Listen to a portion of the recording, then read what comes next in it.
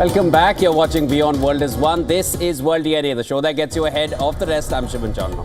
And I'm Hemkor Soroya, and on the show today, U.S. Special Envoy Steve Witkoff says that Ukrainian President Zelensky has apologized to Donald Trump in a letter this after the disastrous Oval Office meeting, saying that it was an important step towards rapprochement between both sides. This revelation came just hours before Zelensky was set to meet Marco Rubio in Saudi Arabia for talks to end Russia's war. How will things pan out going forward?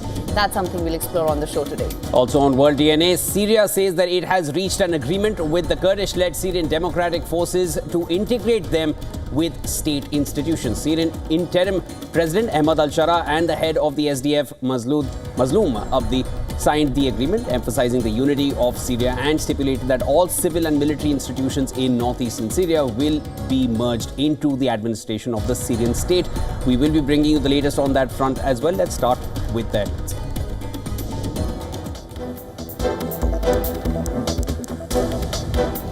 U.S. Special Envoy Steve Witkoff tells Fox News that Ukrainian President Vladimir Zelensky sent a letter of apology to U.S. counterpart Donald Trump after the White House showdown last month.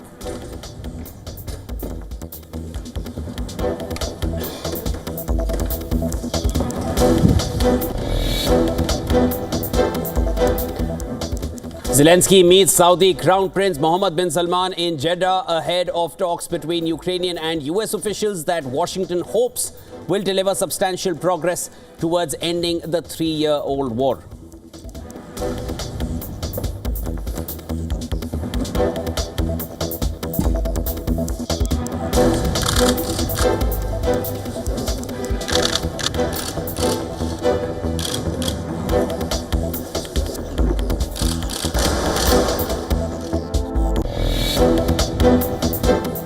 UK Coast Guard ends search for missing crew member after a cargo ship ran into a US military chartered tanker carrying jet fuel in the North Sea.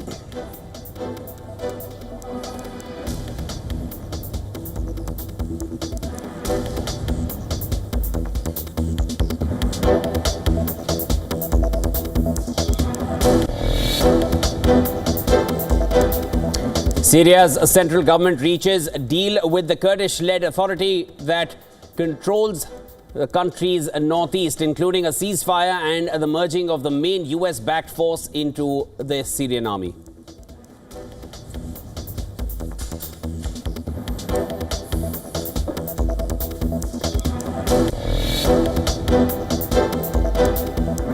Federal judge in New York blocks efforts to deport Columbia University graduate and pro-Palestinian activist Mahmoud Khalil, who was arrested on Saturday, even as Trump says that his is the first arrest of many to come.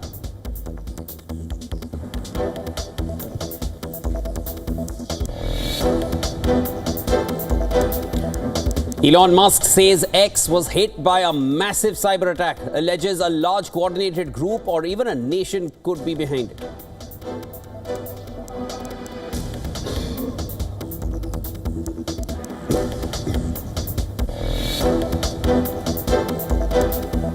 US stocks nosedive as Trump says he won't rule out a recession. S&P 500 sees its worst drop since December, while the Nasdaq plunges 4%, its steepest decline since 2022.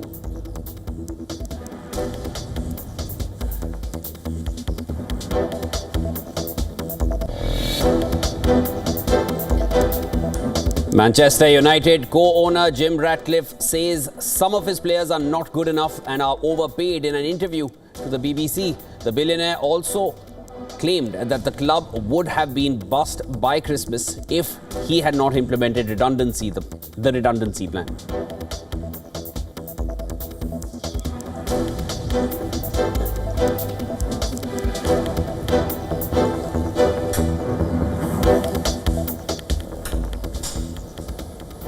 Ukrainian President Zelensky has met Saudi Crown Prince Mohammed bin Salman in Jeddah ahead of talks between Ukrainian and US officials that Washington hopes will deliver substantial progress.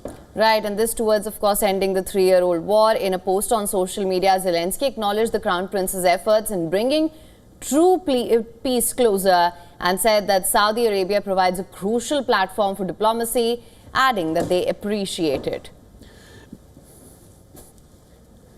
Besides Zelensky, US Secretary of State Marco Rubio also met Mohammed bin Salman. If the talks between Ukrainian and American officials are successful, Rubio said the country's pause on weapons supply to Kiev and its ban on intelligence sharing could be lifted as soon as Tuesday. Rubio said that the US wants to hear directly from Ukraine what concessions it is willing to make to come to an agreement to stop Russia's brutal invasion.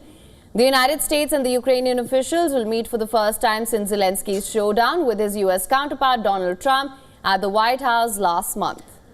Meanwhile, US Special Envoy Steve Witkoff has told Fox News that the Ukrainian president sent a letter of apology to his US counterpart Donald Trump. Witkoff said he called the letter an important step amid ongoing discussions between American, Ukrainian and European officials. I think it's good for the American people. I want to see $1 billion. And Syria's interim government has announced an agreement with the Kurdish-dominated Syrian Democratic Forces. And this is to integrate the autonomous Kurdish administration in the northeast into the national government. Now, this deal, which includes a complete cessation of hostilities, was signed by interim Syrian President Ahmad al-Shara and the SDF's commander Mazloum Abdi.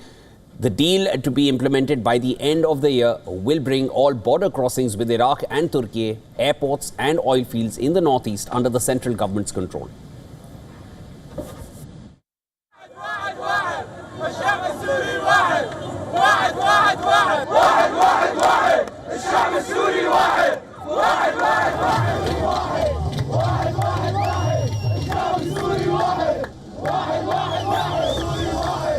Prisons where about 9,000 suspected members of the Islamic State group are expected to come under government control.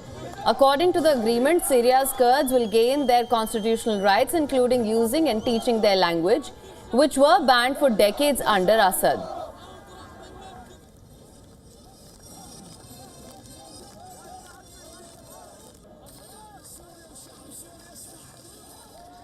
Hundreds of thousands of Kurds who were displaced during Syria's nearly 14-year civil war will return to their homes. Thousands of Kurds living in Syria who have been deprived of nationality for decades under Assad will be given the right of citizenship. SDF's head Mazloum Abdi called the accord a real opportunity to build a new Syria and said that he is committed to building a better future that guarantees the rights of all Syrians. Meanwhile, Syrian government has announced the end of the military operation against insurgents loyal to Assad and his family in Latakia and Tartus provinces. With this achievement, we announce the end of the military operation that was launched for the previously mentioned objectives. After public institutions have become capable of resuming their work and providing basic services to our people, paving the way for life to return to normal and consolidating security and stability, the security forces will work in the next phase to enhance their efforts to ensure stability, maintain security, and protect the safety of the people.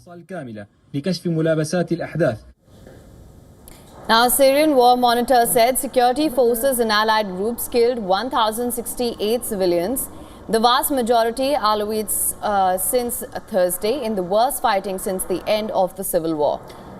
Members of Syria's small Christian community on the coast are living in fear after attacks on Alawite civilians, with Christians reportedly caught up in the violence. Amnesty International has urged Syria's new authorities to allow independent international investigators to look into deadly violence that broke out on the country's Mediterranean coast.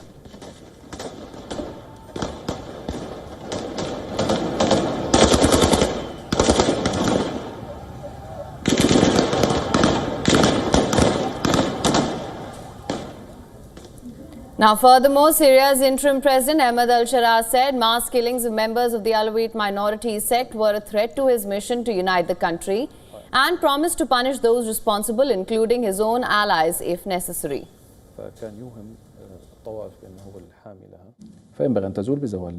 Syria is, as we have confirmed, a state of law. The law will take its course on all. And we originally fought the regime and reached Damascus to defend the oppressed people, and we won't accept that any blood be shed unjustly or goes without punishment or accountability, whoever he is, even if he were among those closest to us or the most distant from us. There is no difference in this matter.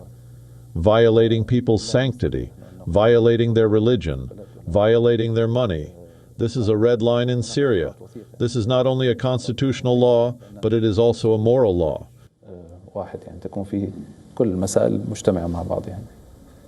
Shara blamed pro-Assad groups backed by foreigners for triggering the bloodshed, but acknowledged that the revenge killings had followed.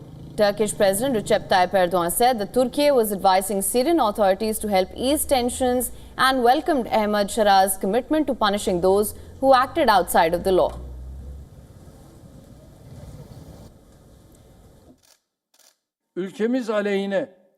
We are taking the necessary measures to prevent any developments against our country. We are also making the necessary suggestions to the Syrian authorities to quickly leave the tense atmosphere behind. We welcome President Shara's moderate and calming messages, as well as his determined messages that those who violate the law will be punished. Since December 8th, Shara has been following an inclusive policy without falling into the trap of revanchism. If this continues to grow stronger, it will thwart the games aimed at Syria. In a significant escalation in the Trump administration's pledge to detain and deport student activists, federal immigration authorities arrested Mahmoud Khalil, a graduate student at Columbia University who played a prominent role in the university's protests against Israel. Now, Khalil's arrest is the first deportation effort under Trump's promised crackdown on students who joined protests against the war in Gaza. Khalil is being held at a detention facility in Louisiana while he await immigration court proceedings. A federal judge has issued an order preventing his deportation pending a legal review of his detention. Now, shortly after news of Khalil's arrest, hundreds of protesters marched on the streets of New York demanding his release. Students and professors at Columbia University also came out in Khalil's defense. To be honest with you, I'm devastated at the leadership of my university. I'm heartbroken, and I think a lot of students are angry. A lot of students are just confused as to how they still continue to get it so badly wrong. I know it's a complicated moment in the world in so many ways, and I'm certainly deeply dissatisfied with our political leadership at the national level. But with all this money and with all this power, I don't understand how they can continuously get things so wrong. I think it's totally unacceptable. Like, there's no reason why a student should be detained by ICE of all organizations just, this is part of free speech. This is a part of what we're guaranteed to as rights within this country. There's no reason why anyone should be arrested for this reason. Like, they're not inciting, terrorism. They're not inciting any violence. They're just trying to make their message heard. Students like Mr. Khalil flock to the United States from every corner of the globe, in large part because of our reputation as a beacon of liberty. Here, the world thinks someone cannot be summarily arrested and imprisoned merely for expressing an opinion or advocating a political cause. The case of Mahmoud Khalil has dealt a severe blow to that trust placed in us by the world.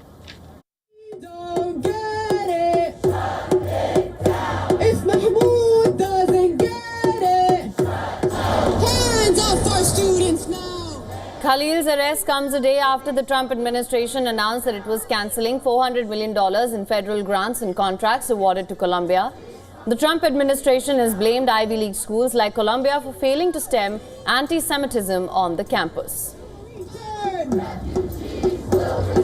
up with it. In a post on social media, Trump claimed that Khalil's arrest was the first of many to come. He added that his administration will not tolerate any pro-Hamas anti-Semitic activity on university campuses and will deport terrorist sympathizers.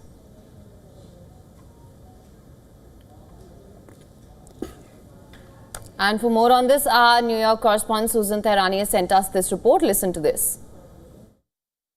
As of Monday evening, Mohammed Khalil is being held at a detention facility in the state of Louisiana as a federal judge has issued an order to prevent his deportation pending a legal review of his current detention. Supporters have organized protest demonstrators and have initiated a petition demanding his release, reflecting widespread concern over the broader implications of his arrest on civil liberties and the political repercussions here in the United States. President Donald Trump says that this is just a start. A Jewish student organization at Columbia University, where Khalil graduated from in 2024, says that the Trump administration is on the right path, considering the fact that for months they felt defenseless and fearful to just be on campus. Susan Tehrani reporting from New York for WION World is One. Canada's Liberal Party has elected Mark Carney as its new leader to succeed Justin Trudeau as the country's next Prime Minister. Now, former Bank of Canada Governor Mark Carney takes charge at a time when Canada's tariff war with the United States is in full swing and ties with India are at an all-time low. First on a long list of resets that the new Prime Minister has promised is a readiness to mend political and trade ties with India. Listen to this. Well, look, what Canada will be looking to do is to diversify our trading relationships, and there's with like-minded countries, and there are opportunities to rebuild the relationships with India. There needs to be a shared sense of values around that commercial relationship, and if I am Prime Minister, I look forward to the opportunity to build that. Thank you.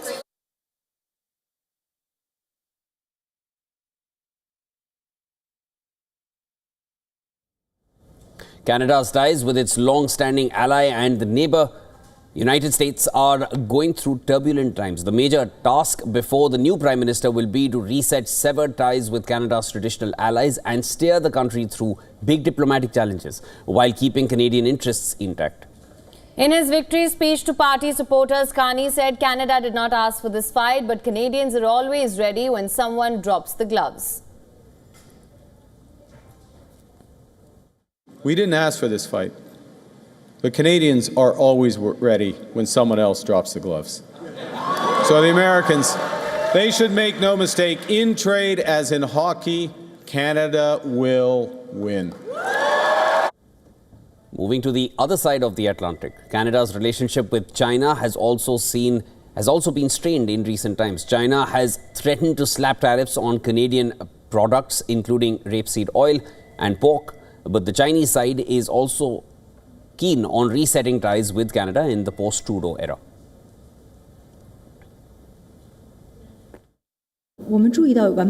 We have noted relevant reports and congratulate Mr. Carney. As for China-Canada relations, China always maintains that bilateral relations should be developed on the basis of mutual respect, equality, and mutual benefit.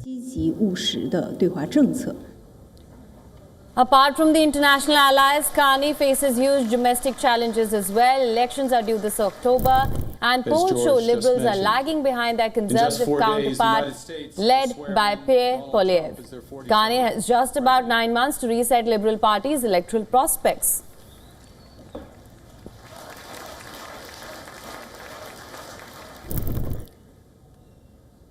And Trump's return to the White House has shifted diplomatic dynamics of the world, with the US president triggering a tit-for-tat tariff war with friends and foes alike. Two of the world's biggest economies, US and China, continue to impose tariffs on each other. Amid the escalating trade war, reports are emerging that Washington and Beijing are planning a Trump-Xi summit by the end of April. And Trump has already expressed possibility of a meeting with his Chinese counterpart. Yeah, at some point I will. I have a very good relationship with President Xi. Very good. And at some point I'll be meeting with him. Chinese Foreign Minister Wang Yi issued a strong warning last week, saying no country should fantasize that it can suppress China and maintain good relations at the same time.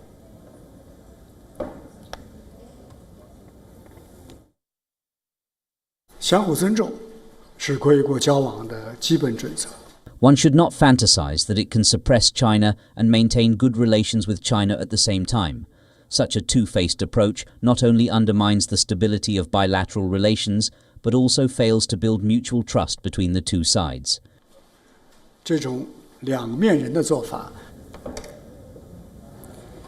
For any deal to take place between the United States and Washington, the rhetoric has to tone down Trump's action on China, far from what he called for in his campaign speeches. Trump threatened 60% tariffs on China during his campaign. That is far from 10% that he actually imposed on Beijing. And according to reports, US President wanted to host Xi Jinping at his Mar-a-Lago estate, but the Chinese side demanded a formal setting. And now both the sides are reportedly mulling over US President's visit to Beijing. We've had an excellent relationship, but we want to do something. Now, as American and South Korean forces commence their massive war games, Pyongyang responds with a show of force that threatens to escalate tensions. South Korea's military says that North Korea has fired multiple ballistic missiles. Pyongyang has long viewed the drills as a provocation. South Korea, on its part, has strengthened its surveillance and is closely coordinating with the United States following North Korea's latest missile launches. Take a look at the map here. South Korea's Joint Chiefs of Staff say that North Korean missiles were launched from North Korea's Hwanghae province. And these multiple missiles were launched just hours after annual joint military exercises kicked off. Now, these launches mark North Korea's fifth missile launch event this year. Last week, Kim Yo-jong, the powerful sister of North Korean leader Kim Jong-un, warned against further provocations in response to the US deploying an aircraft carrier in South Korea. The USS Carl Vinson and its strike group arrived in South Korea, and this is the latest temporary deployment of a US strategic asset aimed at displaying the firmness of the US-South Korean military alliance. The ongoing South Korea-US military exercise known as Freedom Shield is all set to last for 11 days. South Korea has strengthened its surveillance and is closely coordinating with the Pentagon. North Korea's foreign ministry warns that the Freedom Shield drills could spark a quote-unquote physical conflict on the Korean Peninsula and calling them an aggressive and confrontational war rehearsal. The US stations tens of thousands of its soldiers in South Korea, and the allies regularly stage joint drills, which they described as defensive in nature. But such exercises only infuriate Pyongyang, which regards them as rehearsals for an invasion and routinely responds with weapons tests of its own. Relations between Pyongyang and Seoul have been at one of their lowest points in years, with the North launching a flurry of ballistic missiles last year. Now, the joint US-South Korea drill will involve live, virtual and field-based training, according to a Washington statement. The exercise will run until the 20th of March. The latest exercise comes after two South Korean Air Force fighter jets accidentally dropped 8 bombs on a village during a joint training exercise with the US forces on the 6th of March.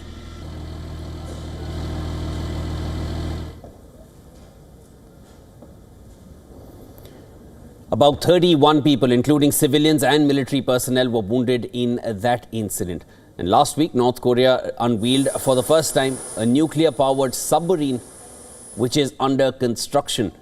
Experts say that the submarine can pose a major security threat to South Korea and the US. And North Korea obtaining a greater ability to fire missiles from underwater is a worrying development, because it's difficult for its rivals to detect such launches in advance. Questions about how North Korea, a heavily sanctioned and impoverished country, could get resources and technology to build nuclear-powered submarines have, of course, surfaced.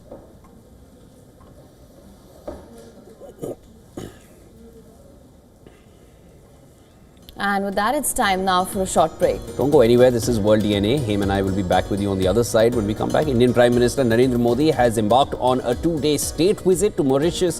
The Prime Minister will be taking part in the National Day celebrations of the island nation. We'll bring you the full details on that. The laurels continue for Indian cricket team. 5 players from the Champions Trophy winning squad have been included in the ICC team of tournament, including Virat Kohli and KL Rahul. More on the other side. Stay tuned.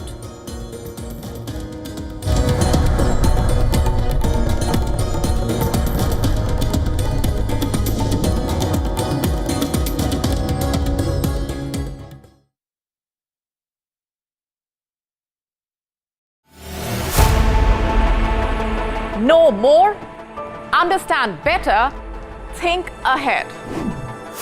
Hello and a very warm welcome. You are watching Gravitas with me, Molly Gambhir.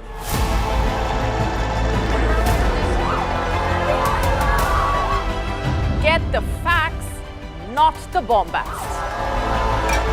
On the 26th of March, dynamic pricing, Baloch separatists, gravitas cuts out the clutter. Gravitas keeps calm when others scream. Gravitas brings news to life.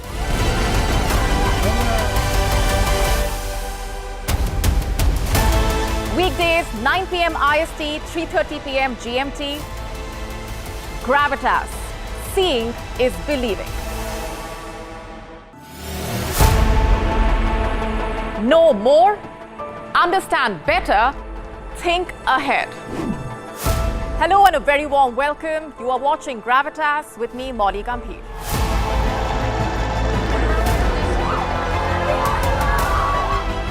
Get the facts, not the bombast. On the 26th of March, dynamic pricing, Baloch separatists, gravitas cuts out the clutter. Gravitas keeps calm when others scream. Gravitas brings news to life.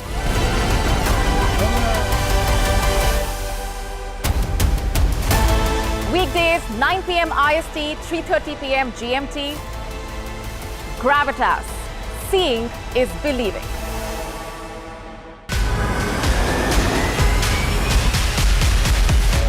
General Brice Oligui Nguema, the strongman of Gabon since the 2023 coup that overthrew the Bongo dynasty, submits his candidacy for the April 2025 presidential election.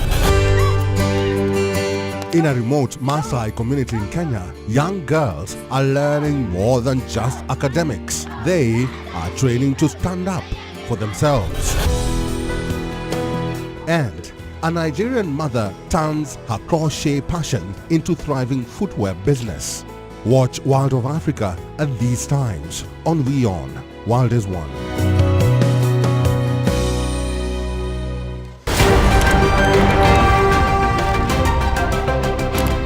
Ready to dive into your daily dose of news?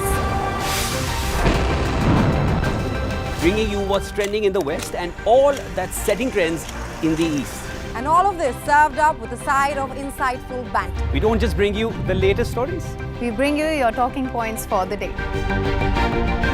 And while you do that, from the busy streets of New York, I will provide you with deeper insights on the developments through the course of the day in the U.S. The show that keeps you ahead of the global curve. A conversation you'd want to be a part of.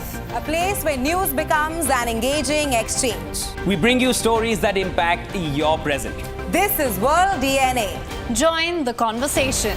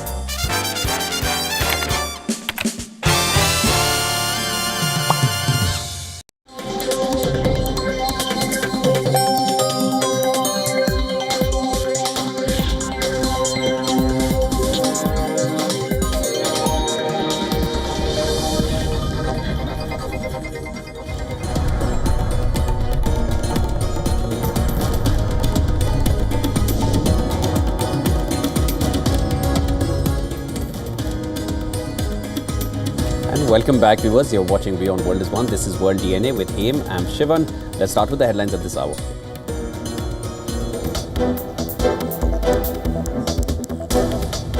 Indian Prime Minister Narendra Modi is on a two-day state visit to Mauritius. These are the visuals that we're getting right now to attend the National Day celebrations as chief guest on Wednesday.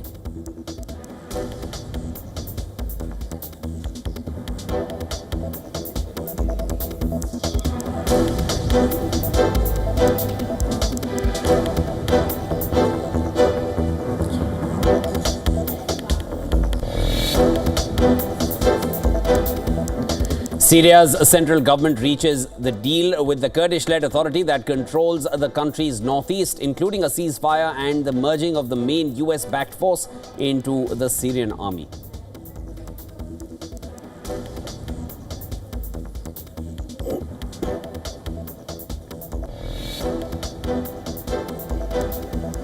Federal judge in New York blocks efforts to deport Columbia University graduate and pro-Palestinian activist Mahmoud Khalil, who was arrested on Saturday, even as Trump says his arrest is the first of many to come.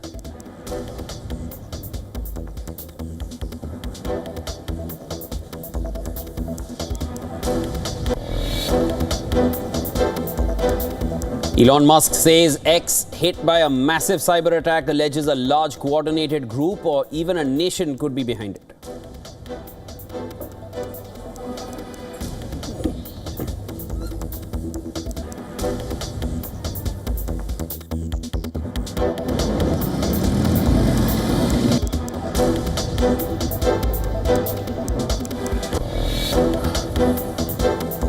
U.S. Special Envoy Steve Witkoff tells Fox News that Ukrainian President Volodymyr Zelensky sent a letter of apology to the U.S. counterpart Donald Trump after the White House showdown last month.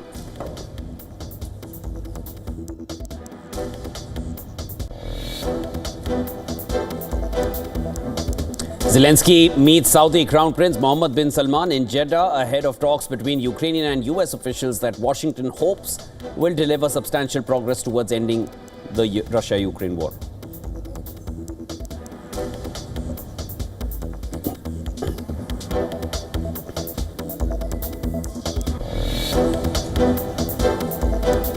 UK Coast Guard ends search for missing crew member after a cargo ship ran into a US military chartered tanker carrying jet fuel in the North Sea.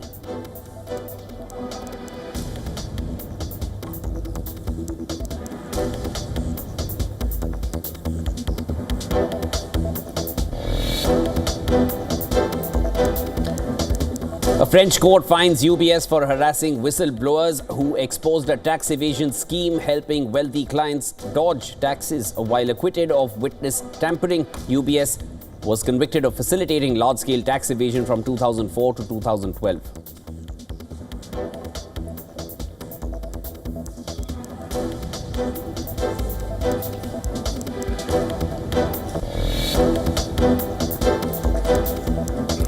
Manchester United co-owner Jim Ratcliffe says some of his players are not good enough and are overpaid in an interview to the BBC. The billionaire also claimed that the club would have been bust by Christmas if he had not implemented the redundancy plan.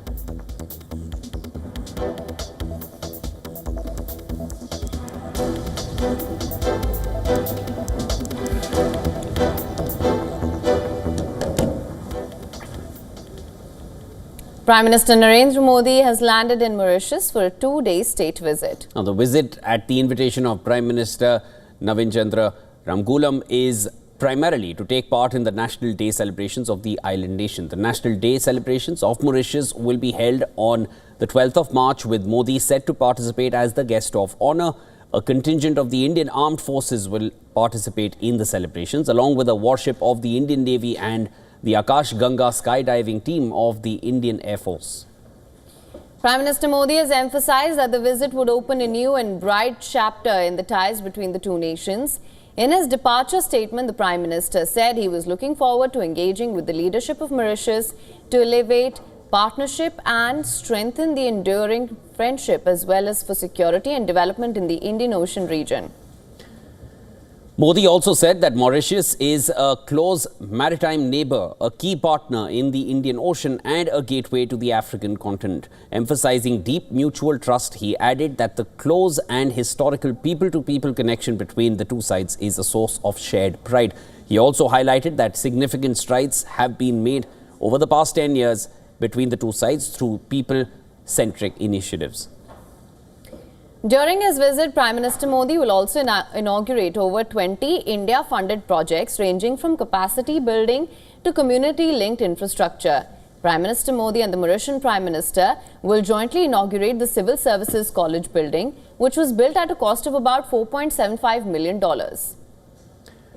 Historically, India has supported several development projects in Mauritius, reflecting deep cooperation. India is one of Mauritius' largest trading partners, while Mauritius was the second largest source of FDI into India in 2023 and 2024 after Singapore. In February 2021, both countries signed the KECPA, India's first trade agreement with an African nation after nearly 15 years of negotiations.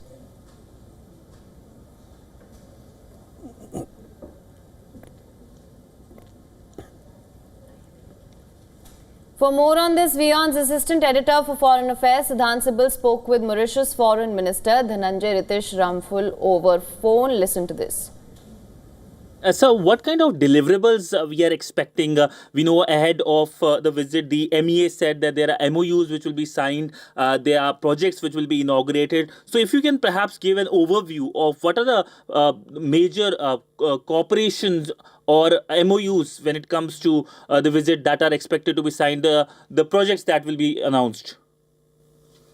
Well, in fact, this will be an opportunity in the context of the visit of the Prime Minister for us to take the opportunity and reinforce further this special and very unique relationship that we both share. So in that context, there is going to be a number of MOUs that are going to be signed, right? India has always been a very important development partner to Mauritius in terms of infrastructural projects, etc. We are looking to sign a number of MOUs. I can just list a few of those MOUs. There will be an MOU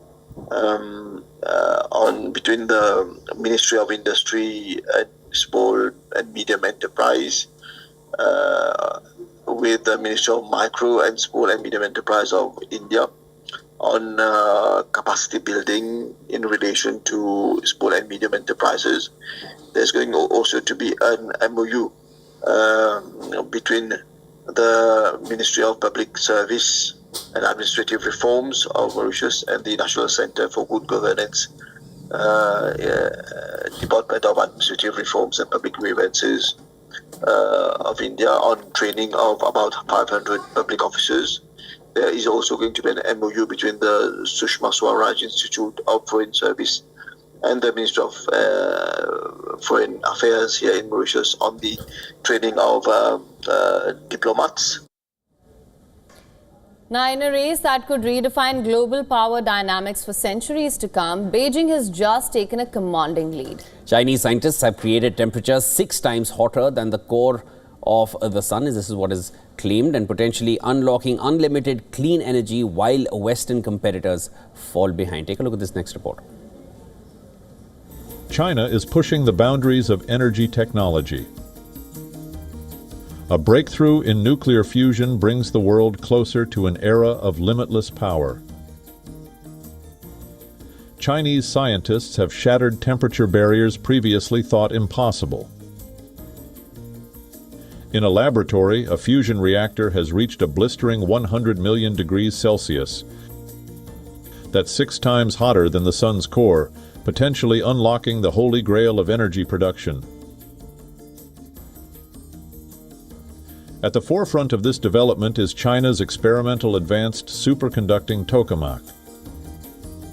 This extraordinary feat brings humanity closer to harnessing the same process that powers stars, potentially delivering unlimited clean energy with no carbon footprint or dangerous radioactive waste. Located in Hefei, the East reactor aims to replicate the sun's natural fusion process on Earth.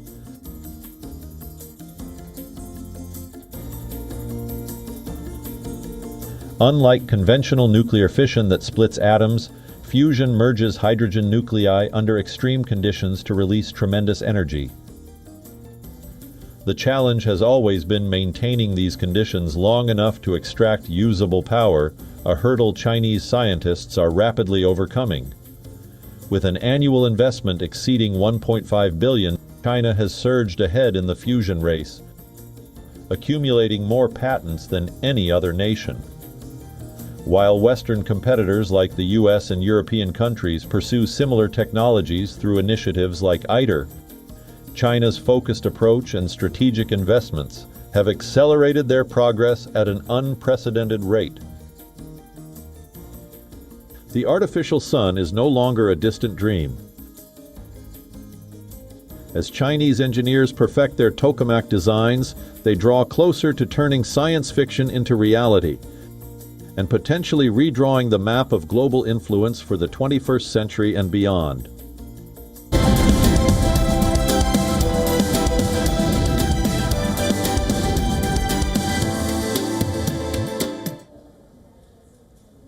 Palm oil, once the cheapest vegetable oil, is now facing sustained price pressures. Now, the combination of slowing production and Indonesia's aggressive biodiesel push has eliminated the deep discounts that once made it the preferred choice for global markets. Indonesia, the world's top producer, has raised its mandatory biodiesel blend to 40% this year and plans to increase it further to 50% by 2026.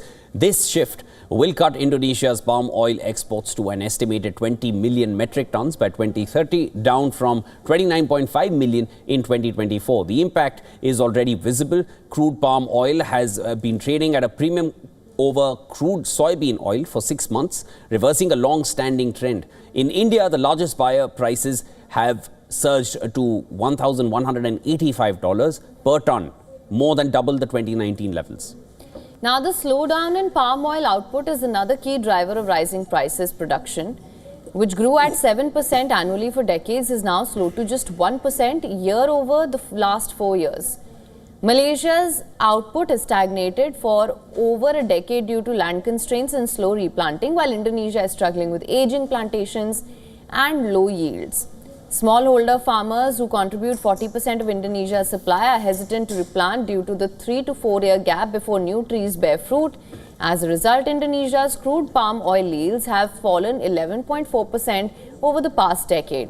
Industry forecasts suggest global production growth will average just 1.3 million tons per year this decade, less than half the previous pace.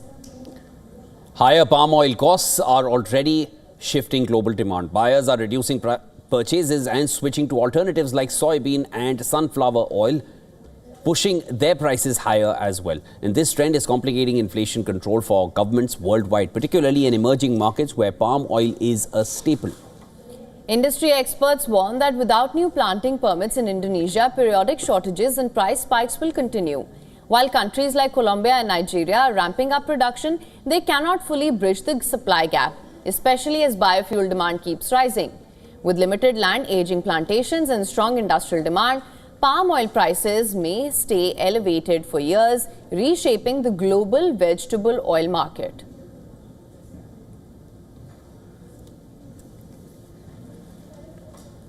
March 11, 2025 marks 5 years since COVID-19 was declared a pandemic, and its economic aftershocks continue to shape the world. We'll take a look at how the pandemic has reshaped the global economy in this next report. Take a look.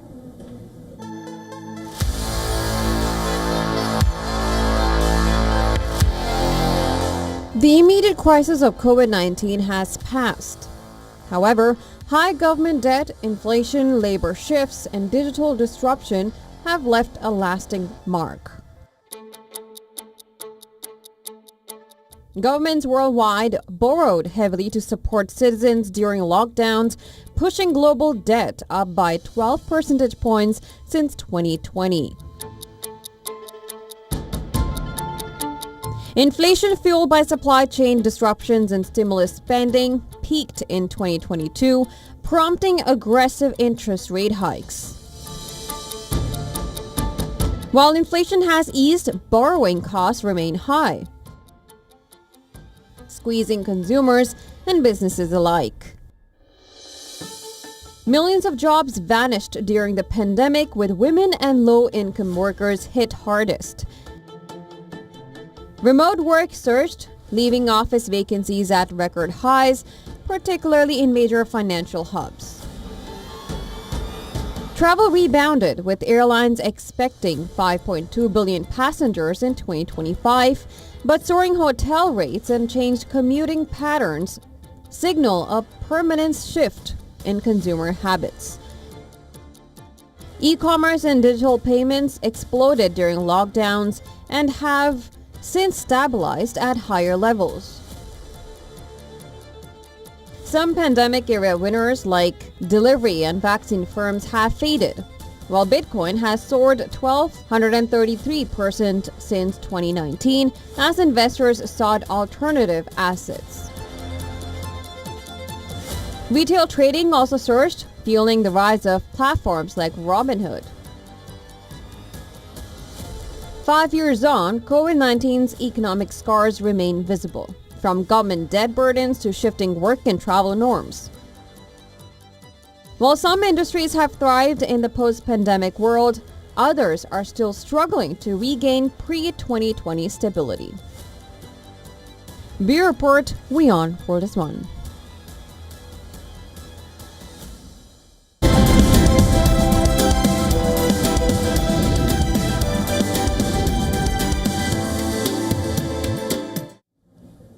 Laurels continue for the Indian cricket team. 5 players from the Champions Trophy winning squad have been included in ICC's team of the tournament, including Virat Kohli and KL Rahul. New Zealand's Rachin Ravindra enjoyed another fantastic ICC event and finished as the top scorer. He was even named player of the tournament. Ravindra opened the batting along with Afghanistan's Ibrahim Zadran, whose knock-offs 177 against England in the highest score by a batter in Champions Trophy history. India's Virat Kohli returned to form with an unbeaten century against Pakistan, and he slots in at number 3. In fact, the entire middle order consists of Indian players. Shreyas Iyer and KL Rahul have been rewarded for their consistent performances throughout the tournament. One of the highlights of the Champions Trophy was the outstanding fielding of Glenn Phillips. His 3 incredible catches will live long in the memory of all cricket fans. Azmatullah Omarzai is the second Afghan in the 11. An all-rounder took 7 wickets in 3 matches and even scored 126 runs. New Zealand captain Mitchell Santner once again showed his quality with the ball taking 9 wickets. The left-arm spinner has also been named the skipper of the team. Indian pacer Mohammad Shami reminded everyone of his class and is one of just 2 specialist pacers in the 11. The other one being Matt Henry, who finished as the tournament's top wicket taker with 10 dismissals, despite missing the final due to an injury. He is the 4th Kiwi to make the cut. And rounding off the team is another Indian in Varun Chakravarti. The spinner cemented his place in India's ODI team with 9 wickets in just 3 matches. Indian all-rounder Akshar Patel has been named the 12th man.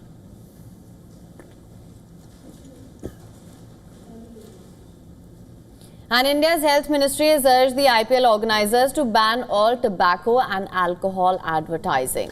And that includes surrogate promotions within stadium premises during matches and telecasts on national television. The government's request comes just 12 days before the start of the new season. In a letter to IPL chairman Arun Singh Dhumal, the Director General of Health Services urged him to prohibit the sale of tobacco and alcohol products in all affiliated events and sports facilities. The letter emphasized that the league has a moral responsibility to promote public health. While highlighting that cricketers are role models for youngsters, the letter also stressed on the need to discourage sportspersons, including commentators from directly or indirectly endorsing products linked to alcohol or tobacco. The letter also marked to the Indian Cricket Board stated that India is facing a rising burden of non-communicable diseases, cardiovascular diseases, cancer, chronic lung disease, diabetes and hypertension, which accounts for more than 70% of deaths in the country annually.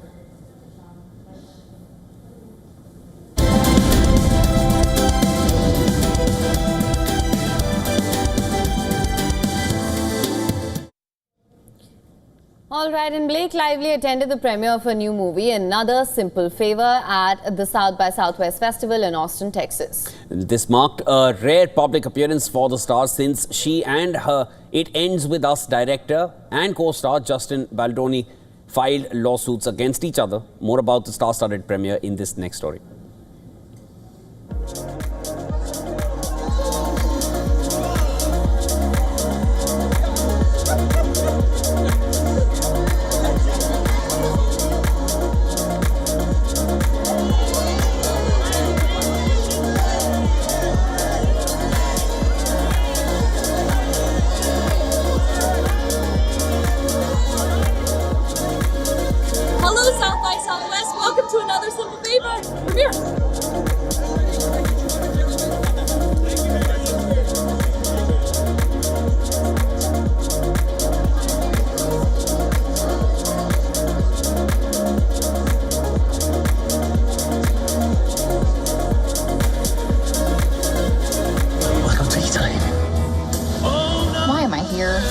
invited you to get revenge for stealing my life and taking my kid away from me? You think I want to make you pay? I don't know, do you? Maybe she really did change in prison?